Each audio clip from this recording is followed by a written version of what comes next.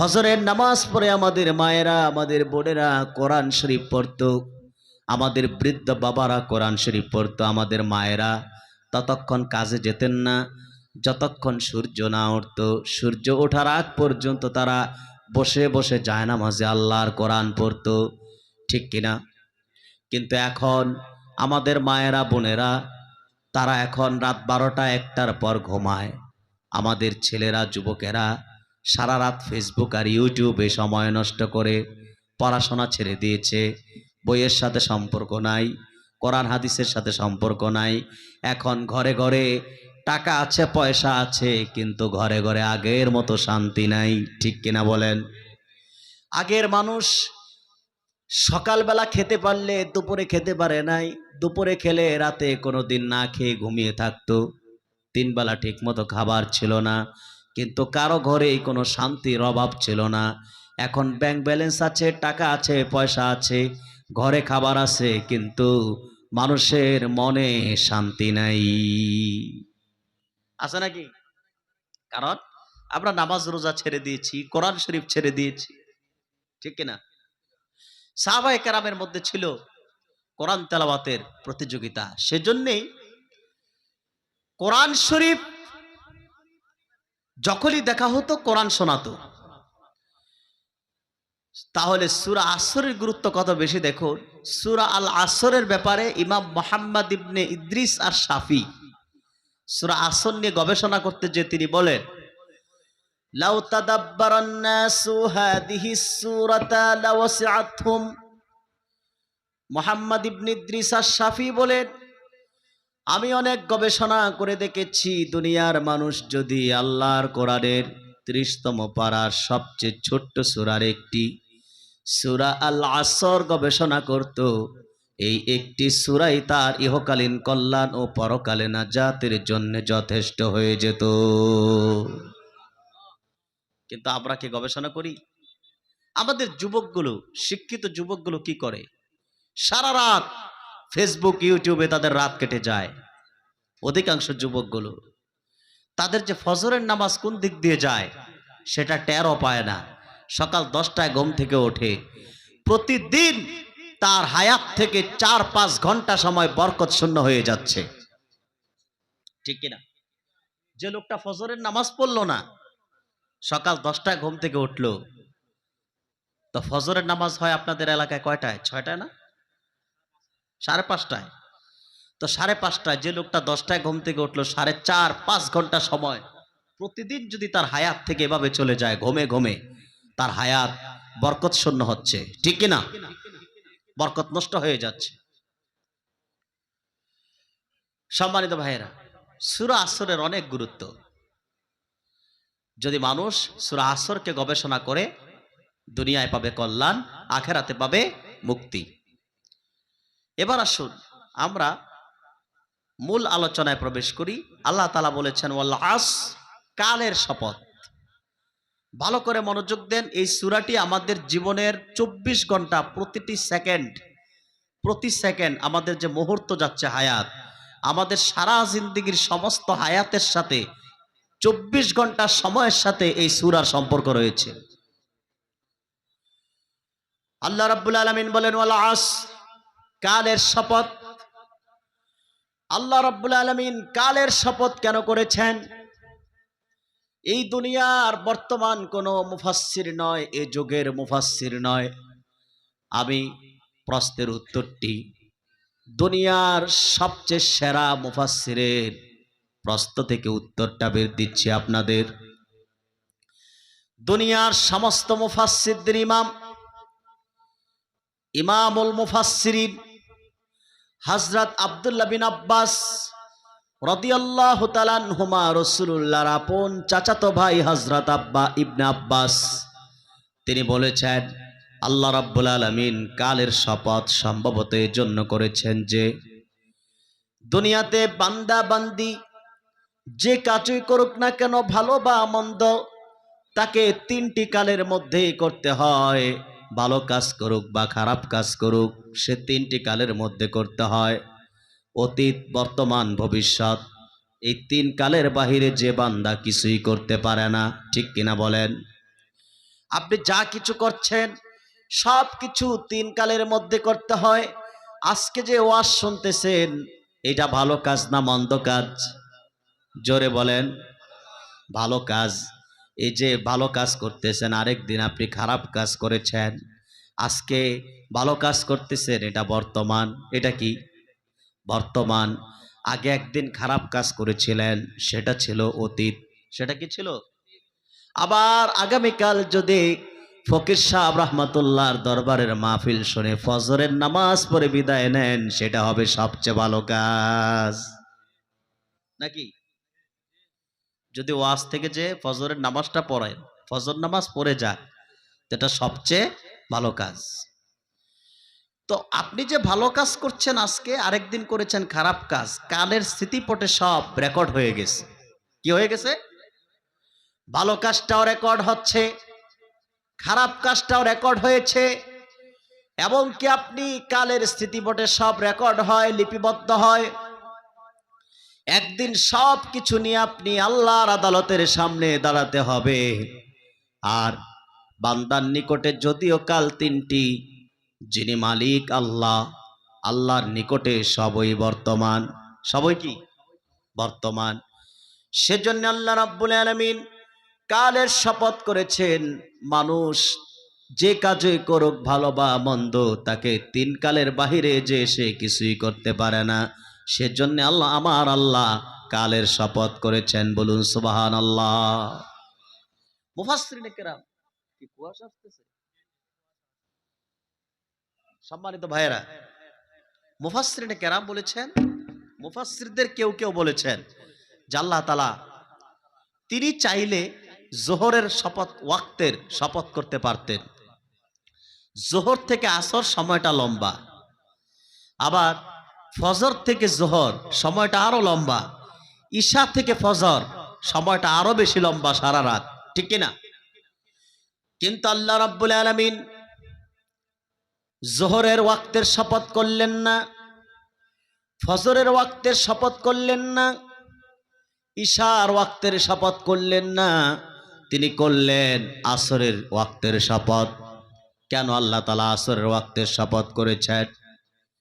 মুফাসসিরিনে কেরাম বলেছেন, আল্লাহ রাব্বুল আলামিন আসরের শপথ করে দুনিয়াবাসীকে, বান্দা এবং বান্দিকে এটাই বুঝিয়ে দিয়েছেন, ও বিশ্বের মানুষেরা, ও বান্দারে, তোমাকে দুনিয়ায় পাঠিয়েছি 80 বছরের হায়াত দিয়া। 70 বছর, 80 বছর, 50 বছরের হায়াত দিয়া পাঠাইয়েছি। সেই 50 বছরের হায়াত, দুনিয়ার হায়াতটা হলো আসরের পর থেকে সূর্যটা পশ্চিম দিকে ডুবে যেতে যতক্ষণ। দুনিয়ায় তোমাকে যে পাঠালাম 80 বছর দিয়া, 60-70 বছর দিয়া, দুনিয়ার তোমার 80 বছরের হায়াতটাও ততক্ষণ। অর্থাৎ দুনিয়ায় তোমার সময় খুবই কম। আসরের পর থেকে সূর্যটা পশ্চিমে ডুবে যেতে যতক্ষণ, তোমার দুনিয়ায় হায়াত ততক্ষণ। অতএব এই কম সময়ের মধ্যে ইন্নাল ইনসানা লাফি খুস, ক্ষতিগ্রস্ত থেকে বাঁচতে হবে। ইল্লাল্লাযীনা আমানু ওয়া আমিলুস সালিহাত, 4টা গুণ বিশিষ্ট মানুষের কাতারে শামিল হতে হবে, তাহলেই তুমি কল্যাণ প্রাপ্ত হবে। বলুন সুবহানাল্লাহ। দুনিয়া আমাদের হায়াত কম না বেশি? সময় কম, কাজ বেশি। সময় হলো আসর টু মাগরিব। এই সময়টা ছোট না বড়? ছোট। দুনিয়ায় আমাদের হায়াতটাও ততক্ষণ। এই কম সময়ের মধ্যে ইন্নাল ইনসানা লাফি খুস, চতুর্দিকে আমাদেরকে ক্ষতি গ্রাস করে রাখছে। ক্ষতি থেকে আমাদেরকে বেরিয়ে আসতে হবে, বাঁচতে হবে, এবং 4টা গুণ অর্জন করতে হবে। আমানু, প্রথমটি হচ্ছে ঈমান, ওয়া আমিলুস সালিহাত, দ্বিতীয়টি আমল, ওয়া তাওয়াসাউ বিল হক, তৃতীয়টি হচ্ছে দাওয়াত, ওয়া তাওয়াসাউ বিস সাবর, চতুর্থটি হচ্ছে সবর। এই 4টা গুণ অর্জন করা লাগবে। সময় কম, কাজ বেশি। সময় কম, কাজ বেশি। আমার প্রিয় ভাইয়েরা, এবার আসুন ওয়াল আসর, এটার আসল তাৎপর্য কি, চূড়ান্ত বক্তব্য আমি তুলে ধরছি আপনাদের সামনে। দুনিয়ার শ্রেষ্ঠ মুফাসসিরদের একজন, তাফসিরুল কাবীরের লেখক ইমাম মুহাম্মদ ফখরুদ্দীন আল রাজি রাহমাতুল্লাহি আলাইহি, ওয়াল আসরের তাফসির করতে যে, ব্যাখ্যা করতে যে তিনি বিগত এক মনীষীর বক্তব্যকে সামনে এনেছেন। বিগত মনীষী ওয়াল আসরের তাৎপর্য কি এটি বুঝতেছেন না? আল্লাহ রাব্বুল আলামিন কেন ওয়াল আস বলেছেন, এটির তাৎপর্য বিগত মনীষী বুঝতেছেন না। তিনি চিন্তায় পড়ে গেলেন, চিন্তায় মগ্ন ছিলেন। হঠাৎ করে তার কানে ভেসে আসলো একজন বরফ বিক্রেতার আওয়াজ। বরফ চিনেননি আপনারা? বরফ চিনেন? বরফ যদি হাতে নেন, ফ্রিজ থেকে বের করেন, 5 মিনিট হাতে রাখলে বরফ থাকবে? কি হবে? গলে যাবে, পানি হয়ে যাবে। বিগত মনীষী ওয়াল আসরের ব্যাখ্যা বুঝতেছেন না, তাৎপর্য বুঝতেছেন না, চিন্তায় পড়ে গেলেন। হঠাৎ করে তার কানে ভেসে আসলো বরফ বিক্রেতার আওয়াজ। বরফ বিক্রেতা তার ক্রেতাদের উদ্দেশ্যে বলছেন, ইরহামু মাইয়াযুবু রাসু মালিহি, তোমরা রহম করো ওই ব্যক্তির প্রতি যার পুঁজি প্রতি মুহূর্তে নিঃশেষ হয়ে যাচ্ছে। বিগত মনীষী এই শব্দ শোনার পর তিনি চিৎকার দিলেন আর বললেন, হাদা মা'না সূরাতিল আস, এটাই তো সূরা আসরের তাৎপর্য। বরফ যেভাবে গলে যায়, প্রতি মুহূর্তে মুহূর্তে বরফ গলে নিঃশেষ হয়ে যায়, আমাদের যে জীবনটা দুনিয়ার 80 বছর 50 বছর, সেই জীবনটাও একটি বরফের চাকার মতো। প্রতি সেকেন্ডে প্রতি মুহূর্তে আমাদের জীবন নামক বরফের চাকাও গলে যাচ্ছে। এই যে সময় চলে যাচ্ছে, আমাদের হায়াত বাড়তেছে না কমতেছে? জোরে বলেন। একটু আগে ছিল রাত 10টা, এখন হয়েছে রাত একটা, কত পরে 2টা। তো আমাদের এই যে 3-4 ঘন্টা সময় গেল, এই হায়াত কি বাড়ছে না কমছে? কথা বলেন আপনারা। তো প্রত্যেক মুহূর্তে আমাদের জীবন শেষ হয়ে যাচ্ছে। বরফ যেভাবে মুহূর্তে মুহূর্তে গলে যায়, আমাদের জীবন নামক বরফের চাকাও গলে যাচ্ছে। একদিন হঠাৎ করে দেখবেন বরফের চাকা গলে শেষ, ঠিক না? আমরা দুনিয়ার মোহে পড়ে, গাড়ি বাড়ি সম্পদের মোহে পড়ে মৃত্যুর কথা ভুলে গিয়েছি। একদিন আমরা মরে যাব, দুনিয়া ছেড়ে দেব, এই কথাটি ভুলে গিয়েছি।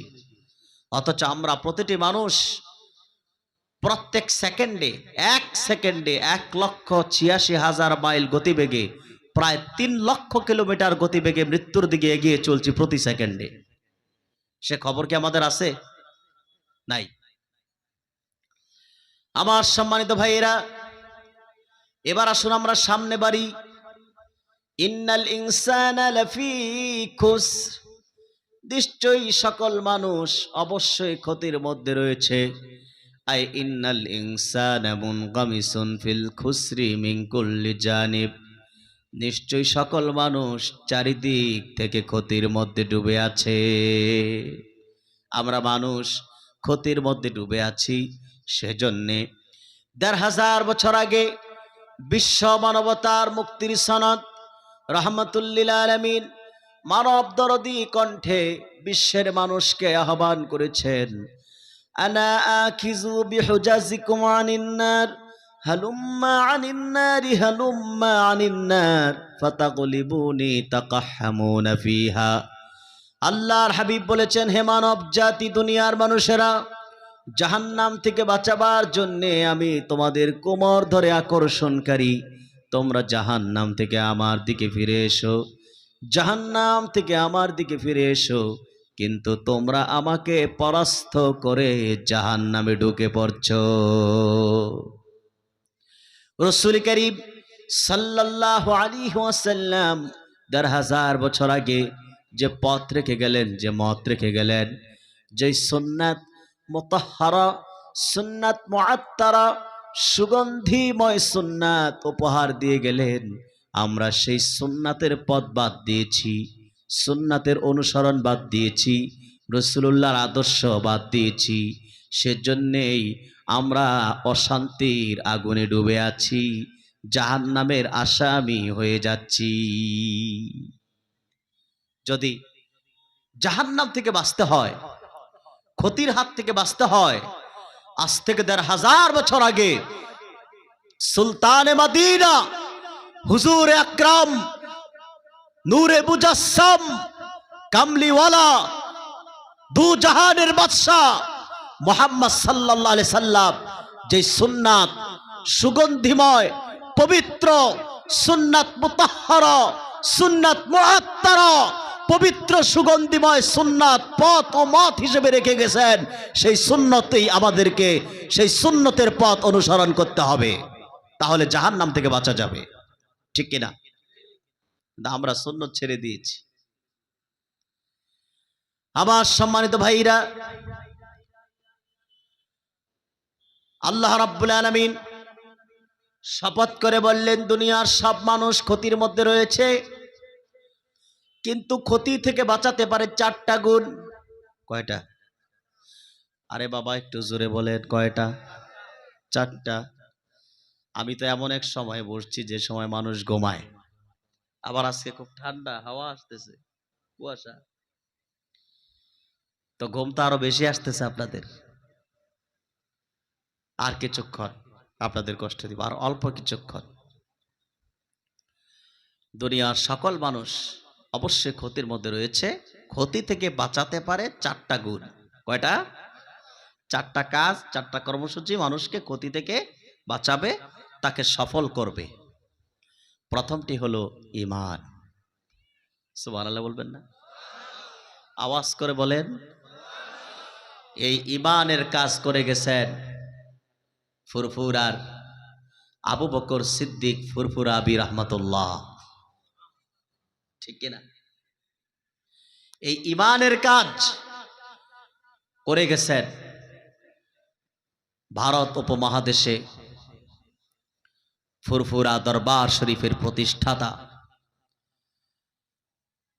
হযরত আবু বকর সিদ্দিক রাহমাতুল্লাহ, আবু বকর সিদ্দিক রাদিয়াল্লাহু তাআলা আনহু এর বংশধর হযরত পীরে কামেল শাহ সুফি আল্লামা আবু বকর সিদ্দিক ফুরফুরা আবি রাহমাতুল্লাহি আলাইহি। এই ঈমানের কাজ করে গেছেন শাহ সুফি মাওলানা হাদিয়ে বাঙ্গাল কারামত আলী জৌনপুরী রাহমাতুল্লাহ। ঠিক কিনা? সম্মানিত ভাইরা, এই ঈমানের কাজই করে গেছেন শাহ সুফি ফকির সাহেব রাহমাতুল্লাহি আলাইহি। ঠিক কিনা? তাহলে মানুষকে ক্ষতি থেকে বাঁচাতে পারে 4টা গুণ। তার প্রথমটার নাম কি? জোরে বলতে হবে। সেই ঈমান। ঈমান কি? এখন প্রশ্ন হলো ঈমান কি? যদি আপনাকে প্রশ্ন করা হয়, ভাই আপনি কি?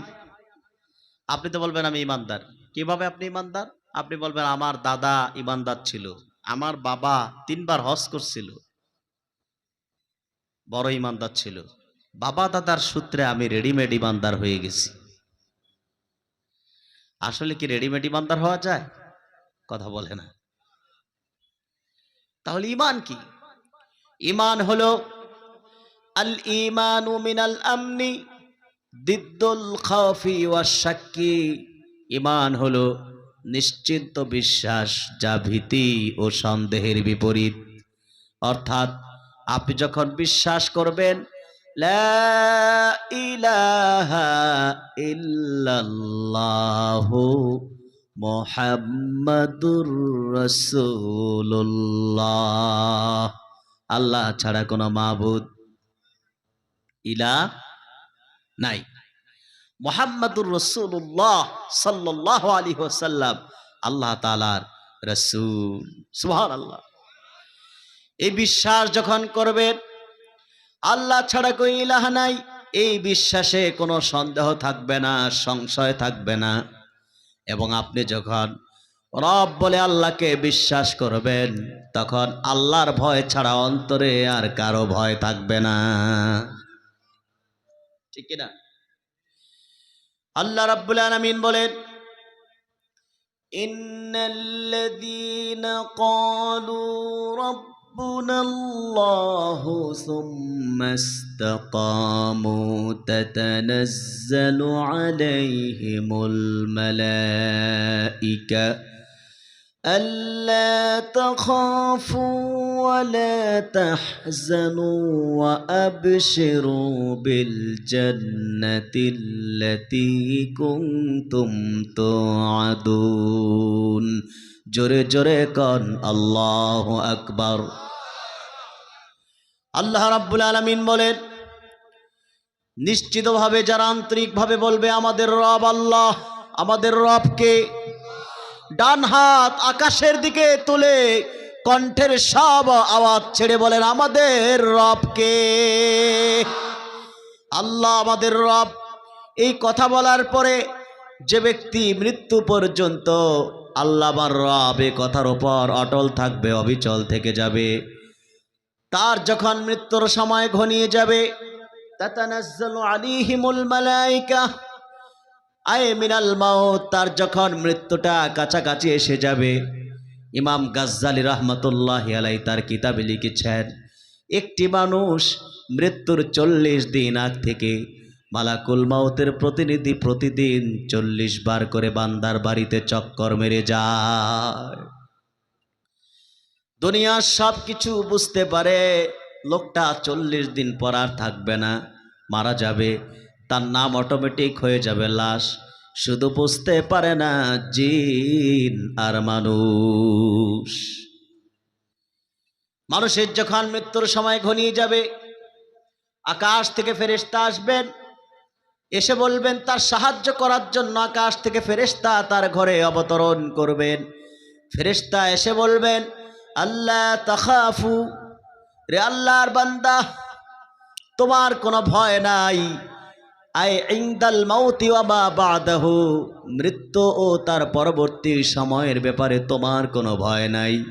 ওয়ালা তাহজানু, মানুষটা চিন্তা করবে মৃত্যুর আগে, আহারে আমার ঘরে অবিবাহিতা একটা মেয়ে আছে, তার তো এখনো বিয়ে দিতে পারি নাই, আমার ছেলে মেয়েগুলো লেখাপড়া করে, আমি তো মরে যাচ্ছি, কে তাদের খোরপোশের দায়িত্ব গ্রহণ করবে?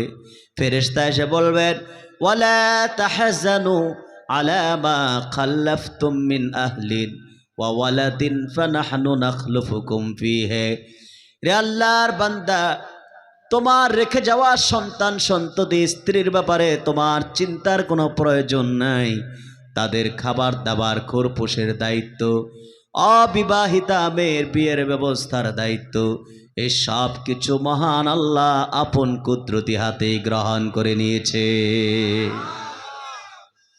ওয়াবশিরু বিল জান্নাহ, চিন্তাটা দূর করে দিবেন, ভয়টা সরায় দিবেন, আর বলবেন ওয়াবশিরু বিল জান্নাহ, রে আল্লাহর বান্দা তুমি জান্নাতের সুসংবাদ গ্রহণ করো। বান্দাকে ফেরেশতা যখন বলবেন ওয়াবশিরু বিল জান্নাহ, জান্নাতের সুসংবাদ নাও, তখন বান্দার ঘর থেকে বান্দা শুয়ে থাকবে মাদারপাড়া গ্রামে, শুয়ে থাকবে, তার মাথার উপরে থাকবে টিনের চাল, মাটির বিছানায় সে শুয়ে থাকবে। ফেরেশতা যখন বলবেন আবশিরু বিল জান্নাহ, জান্নাতের সুসংবাদ নাও, বান্দার ঘর থেকে আল্লাহর জান্নাত পর্যন্ত সমস্ত পর্দাগুলো সরে যাবে, বান্দা আপন ঘর থেকে মৃত্যুর আগে মাটির বিছানা থেকে আল্লাহর জান্নাত পর্যন্ত দেখতে পাবে। সেই বান্দা হতে চাই কি চাই না? কথা বলেন, আমরা সেই বান্দা হতে চাই কি চাই না? তাহলে আমাদেরকে নামাজ লাগবে, লাগবে কিনা? রোজা লাগবে কিনা? আল্লাহর হাবিবের মহব্বত লাগবে কিনা? পীর মাশায়েখ হক্কানি আউলিয়া কেরামের মহব্বত লাগবে কিনা? সম্মানিত সুধী, যখন বলবেন ওয়াবশিরু বিল জান্নাহ, বান্দা মৃত্যুর আগে আল্লাহর জান্নাতে তার ঘর এক নজর দেখে নিবে, সুবহানাল্লাহ। তখন বান্দা তাড়াতাড়ি চাইবে আল্লাহর সাক্ষাতে যেতে। তখন ফেরেশতা যে প্রতিশ্রুতি দিবেন, প্রতিশ্রুতি দিয়েই চলে যাবেন না, ফেরেশতা আরো বলবেন, কোরআন শরীফ সাক্ষী, সুবহানাল্লাহ বলেন। আওয়াজ করে একবার আল্লাহকে খুশি করার জন্য সুবহানাল্লাহ বলেন। দুনিয়া আমাদেরকে কত মানুষ প্রতিশ্রুতি দেয়, কিন্তু তা ভঙ্গ করে পালন করে না। ফেরেশতা যে প্রতিশ্রুতি দিবেন তা আল্লাহর পক্ষ থেকে দিবেন, তা ভঙ্গ করবেন না। কোরআন সাক্ষী, আল্লাহ বলেন, আল্লাহর ফেরেশতা বলবেন, নাহনু আউলিয়াউকুম ফিল হায়াতিদ দুনিয়া ওয়া ফিল আখিরাতি ওয়া লাকুম ফিহা ولكم فيها ما تشتهي أنفسكم ولكم فيها ما تدعون আল্লাহর ফেরেশতা বলবেন, নাহনু আউলিয়াউকুম ফিল হায়াতিদ দুনিয়া, রে আল্লাহর বান্দা, এই দুনিয়ার জীবনে আমরা তোমাদের বন্ধু, তোমাদের খাদেম, তোমাদের সেবক। আয় হাফিজনাকুম ফিহা, অর্থাৎ এই দুনিয়া আমরা তোমাকে হেফাজত করব। ওয়াফিল আখিরা আয় নাকুনু মাআকুম ফিহা হাত্তা তাদখুলুল জান্নাহ, আখিরাতে তোমাদের বন্ধু হিসেবে ততক্ষণ তোমাদের পাশে থেকে যাব আল্লাহ তোমাদেরকে যতক্ষণ জান্নাত না দেন। জোরে কোন সুবহানাল্লাহ। আমার প্রিয় ভাইয়েরা, তাহলে ঈমান হলো আল ঈমানু মিনাল আমনি দিদ্দুল খাওফি ওয়াশ শাক্কি, ঈমান হলো নিশ্চিন্ত বিশ্বাস, যা ভীতি ও সন্দেহের বিপরীত। বিশ্বাসের ভিত্তি আবার ছয়টা। কয়টা? ছয়টি জিনিসে বিশ্বাস আনতে হবে। কয়টি? আরে বাবা কথা বলেন, জোরে বলেন। ছয়টি। হাদিসে জিবরিল এসেছে, আন তুমিনা বিল্লাহি ওয়া মালাইকাতিহি ওয়া কুতুবিহি ওয়া রুসুলিহি ওয়াল ইয়াউমিল আখিরি ওয়া তুমিনা বিল কদরি খাইরিহি ওয়া শাররিহি, আল্লাহর প্রতি বিশ্বাস, ফেরেশতাগণের প্রতি বিশ্বাস, রাসূলগণের প্রতি বিশ্বাস, কিতাব সমূহের উপর বিশ্বাস, আখিরাতের প্রতি বিশ্বাস এবং তাকদীরের ভালো মন্দের প্রতি বিশ্বাস। জোরে কোন সুবহানাল্লাহ। আবার ইমানে মুফাসসালে আরেকটা বেড়ে গেছে, ওয়াল বাসি বাদাল মাউত, পুনরায় জীবিত হওয়ার উপর বিশ্বাস। এই বিশ্বাস আছে না নাই? আছে কিনা? এই দুনিয়ায় 70-80 বছর বাঁচলেন, মারা গেলেন, মরে গেলেন মানে শেষ না। একটি জগৎ থেকে আপনি আরেকটি জগতে পদার্পণ করলেন, কবরে। কোথায়? কবরে থাকবেন কোটি কোটি মিলিয়ন মিলিয়ন বছর। আল্লাহ রাব্বুল আলামিন যেদিন চাইবেন কিয়ামত সংগঠিত করতে, হযরত ইসরাফিল আলাইহিস সালাম সিংহায় ফুৎকার করবেন। ফুৎকার করার সঙ্গে সঙ্গে সারা পৃথিবী থরথর করে কাঁপতে শুরু করবে। ইসরাফিল যখন আবার ফুৎকার করবেন, পাহাড় পর্বতগুলো ভেঙে টুকরা টুকরা হয়ে তুলার ন্যায় উঠতে থাকবে, কবরের মাটিগুলো সরে যাবে। জনম জনম কবরে ঘুমিয়ে থাকা মৃত লাশগুলো জীবিত হয়ে দাঁড়িয়ে হাসরের ময়দানে দৌড়াতে থাকবে। তাহলে ঈমান হলো নিশ্চিন্ত, যা ভীতি ও সন্দেহের বিপরীত। সেই ঈমান কিভাবে আনতে হয় আমি একটি ছোট্ট দৃষ্টান্ত তুলে ধরতে চাই আপনাদের সামনে। যদি আপনার আরো 10 মিনিট ধৈর্যের সাথে আমাকে সময় দেন, বসেন, বলবো।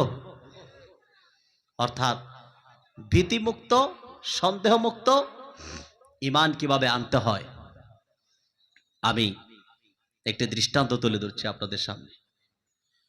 মক্কায় রাসূল করিম সাল্লাল্লাহু আলাইহি সাল্লাম যখন দ্বীনের দাওয়াত দিতে লাগলেন, তখন কুরাইশরা, আবু জেহেল, আবু লাহাবরা বাধা দিতে লাগলো।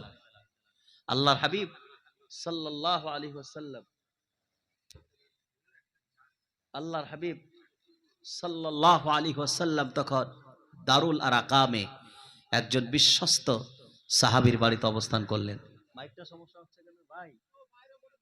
প্রথম তো সাউন্ডটা ভালো ছিল, বেশি বাড়ায়েন না।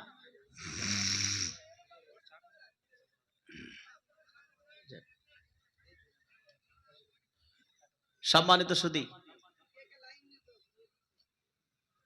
কষ্ট হচ্ছে আপনাদের?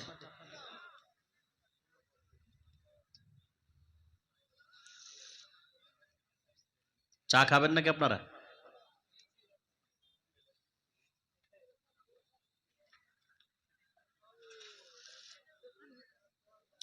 ওয়াজের ফাঁকে চা খাওয়ার অভ্যাস আমার নাই, কিন্তু আজকে আমার বিশ্রাম নাই, এজন্য আমি খাচ্ছি। সম্মানিত সুধী, আর আপনারা যদি চা খেতে চান তা আমাদের দেশে চায়ের দাওয়াত দিয়ে গেলাম, চায়ের সাথে আরো কিছু খাওয়াই দেবো ইনশাআল্লাহ।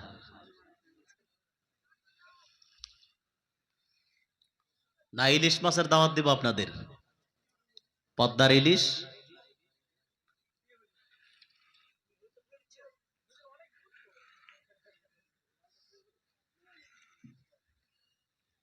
সম্মানিত ভাইরা,